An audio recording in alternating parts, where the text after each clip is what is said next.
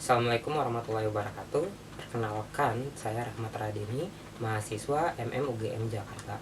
Pada kesempatan kali ini saya akan mempresentasikan tesis saya yang berjudul Analisis Faktor-Faktor yang Mempengaruhi Niat Penggunaan Berkelanjutan pada Layanan Streaming Video on Demand. Bab 1, Pendahuluan. Latar belakang. Layanan platform video streaming saat ini telah mengalahkan tayangan televisi. Untuk menikmati film-film terkini, baik lokal maupun internasional, saat ini konsumen tidak perlu datang ke bioskop lagi, tetapi cukup mengakses dengan menggunakan smartphone atau perangkat media lainnya. Efisiensi waktu menonton terbantukan dengan adanya layanan video on demand di smartphone.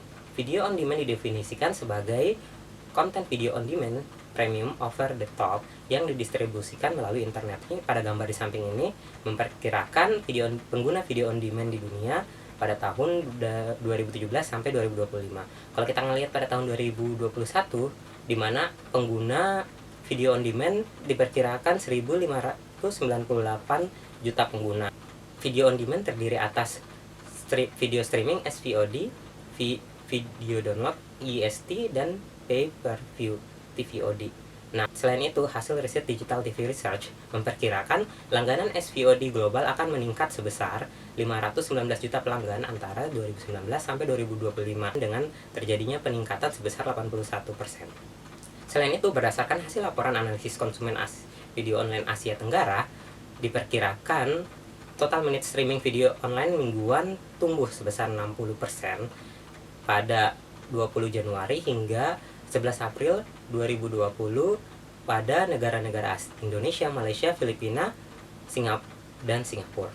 Nah, selain itu, berdasarkan hasil riset AMPD Research, total pelanggan yang membayar kumulatif untuk berlangganan VOD di Indonesia mencapai sekitar 7 juta pada pertengahan Januari 2021. Kalau kita ngelihat pada gambar di sini, di mana platform Disney memuncaki peringkat pertama sebesar 2,5 juta pengguna. Kemudian diikutin view sebesar 1,5 juta pengguna, video, Netflix, dan Mola TV. Nah, layanan video on demand saat ini telah membius masyarakat Indonesia karena dipengaruhi ketatnya persaingan antar perusahaan. Nah, oleh sebab itu dibutuhkan sebuah strategi pemasaran dengan dukungan kemitraan dan bahkan konten original berkualitas. Nah, oleh sebab itu, maka dengan persaingan yang semakin kuat ini, maka dalam menentukan keberhasilan maupun kegagalan itu ditentukan oleh konsumen. Nah, untuk meningkatkan kualitas layanan yang ditawarkan, penyedia layanan maka harus memahami dan menjelaskan tentang persepsi serta kualitas layanan yang diharapkan layanan yang ditawarkan sehingga dapat menciptakan dan memberikan nilai bagi pelanggan. Oleh sebab itu, pelanggan yang setia menjadi referensi untuk menarik lebih banyak pelanggan. Kemudian rumusan masalah perusahaan perlu mengoptimalkan berbagai faktor yang mempengaruhi konsumen untuk terus menggunakan layanan streaming video on demand secara berulang-ulang dengan intensitas penggunaan yang tinggi. Konsumen yang puas ketika menggunakan layanan tersebut maka akan melakukan pembelian ulang dan dapat merekomendasikan layanan tersebut pada orang lain sehingga terbentuklah loyalitas. Loyalitas konsumen merupakan sikap positif pada merek dan komitmen pada suatu merek mempunyai niat untuk meneruskan pembelian ulang di masa yang akan datang.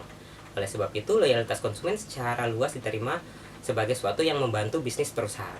Persaingan menjaga loyalitas merupakan hal yang sangat penting, sehingga bagaimana cara menjaga loyalitas dan faktor-faktor yang mempengaruhi loyalitas perlu diteliti. Faktor-faktor tersebut antara lain kualitas sistem, kualitas konten, keterjangkauan harga, kemudahan penggunaan, nilai yang dirasakan sikap pengguna, dan pengaruhnya pada niat penggunaan berkelanjutan. Di sini ada pertanyaan penelitian, ada 11 pertanyaan, di mana pertama, apakah kualitas sistem berpengaruh positif pada nilai yang dirasakan, dan seterusnya. Kemudian ada tujuan penelitian di sini untuk menjawab pertanyaan pada penelitian sebelumnya ada 11 pertanyaan sehingga tujuannya ada 11 juga. Nah, untuk manfaat penelitian di sini ada cara akademis, dapat memperkaya hasil penelitian mengenai kualitas sistem, kualitas konten, keterjangkauan harga, kemudahan penggunaan terhadap niat penggunaan berkelanjutan, dan nilai yang dirasakan dan sikap penggunaan sebagai variabel antara, dan secara praktis ini dapat mempertimbangkan bagi pihak perusahaan dalam pengambilan keputusan dan implementasi strategi pemasaran. Untuk lingkup penelitian sini dibatasin pada 5 platform tertinggi menurut AMPD Research, di mana platform Disney Hotstar, Viu Video, Mola TV, dan Netflix.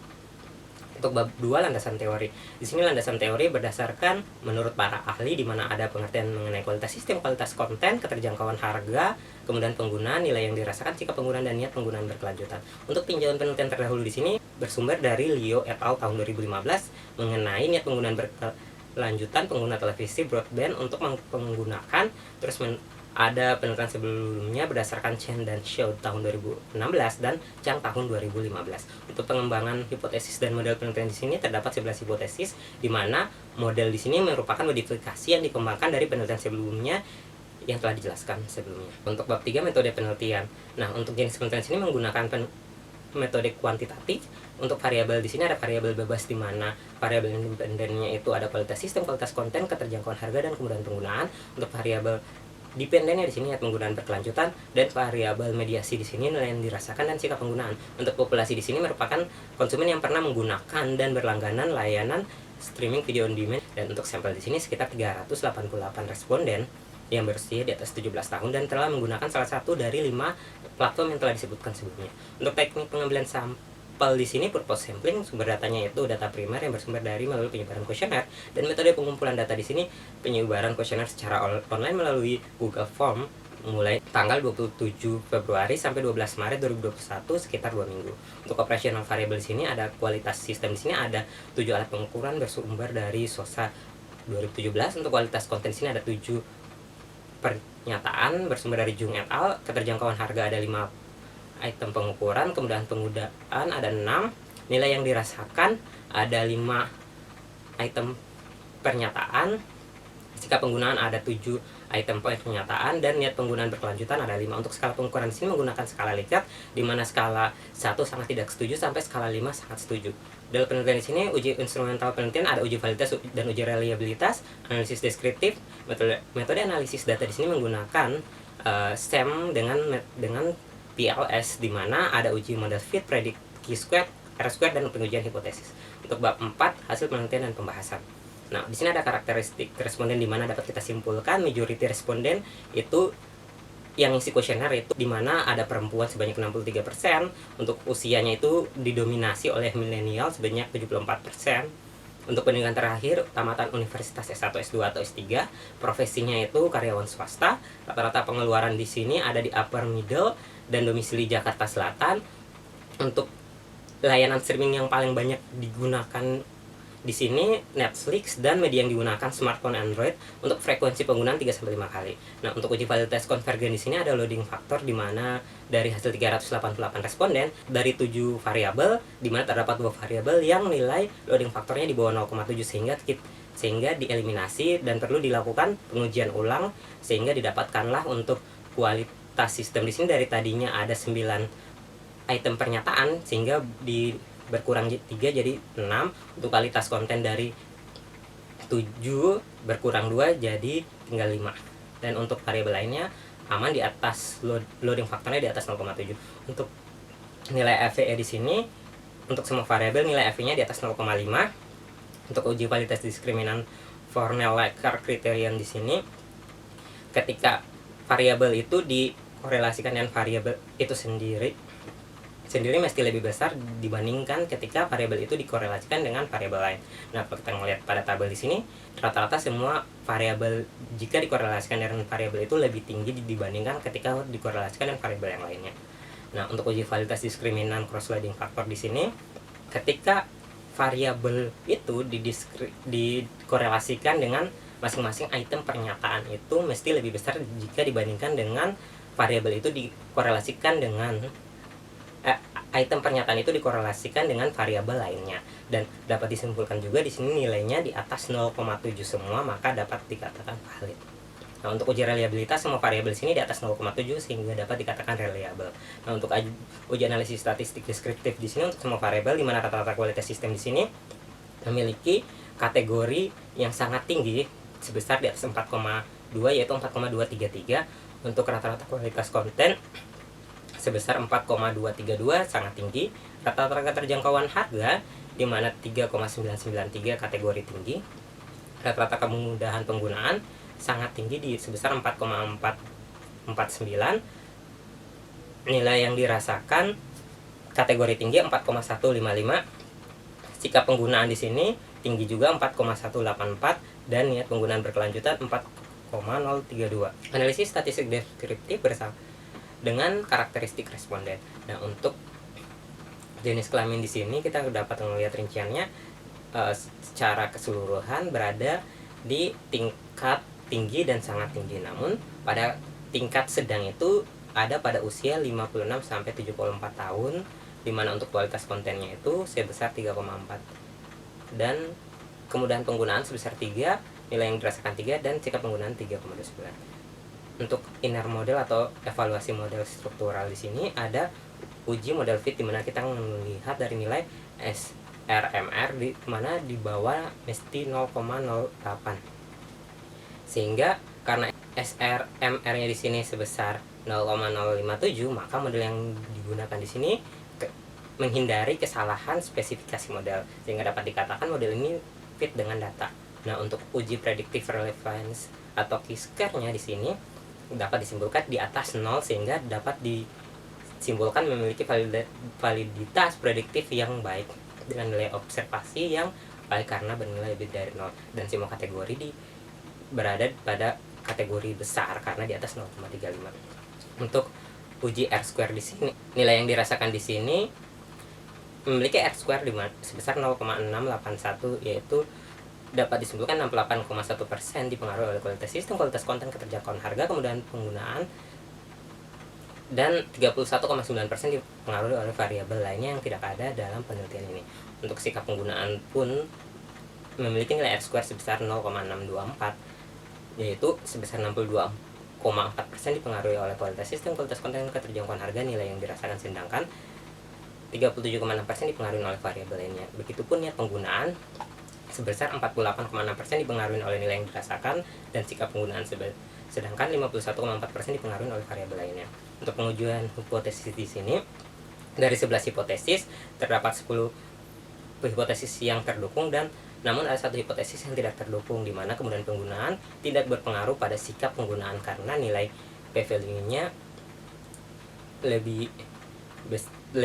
lebih besar daripada 0,05 dan nilai t statistiknya kurang dari 1,96. Kemudian bab 5, simpulan. Niat penggunaan berkelanjutan pada layanan SVOD paling kuat dipengaruhi oleh sikap penggunaan dan paling lemah dipengaruhi oleh nilai yang dirasakan. Untuk sikap penggunaan paling kuat dipengaruhi oleh nilai yang dirasakan dan paling lemah dipengaruhi oleh kualitas sistem. Dan untuk nilai yang dirasakan di sini paling kuat dipengaruhi oleh keterjangkauan harga dan paling lemah dipengaruhi oleh kemudahan penggunaan. Dari 11 hipotesis yang diuji, terdapat 10 hipotesis terdukung dan satu hipotesis tidak terdukung, di mana kemudahan penggunaan tidak berpengaruh pada sikap penggunaan. Untuk implikasi di sini, untuk meningkatkan niat penggunaan berkelanjutan yang tinggi, maka penyedia layanan SVOD harus memahami variabel kualitas sistem, kualitas konten, keterjangkauan harga, dan kemudahan penggunaan. Dalam menetapkan kualitas sistem, maka diperlukan mempertimbangkan gaya desain, navigasi, dan sebagainya. Untuk menetapkan kualitas konten di sini dapat mempertimbangkan konten film yang terbaru dan beragam jenis dan sebagainya. Dan untuk keterjangkauan harga di sini yang pastinya mempertimbangkan harga yang cukup terjangkau dan sebagainya.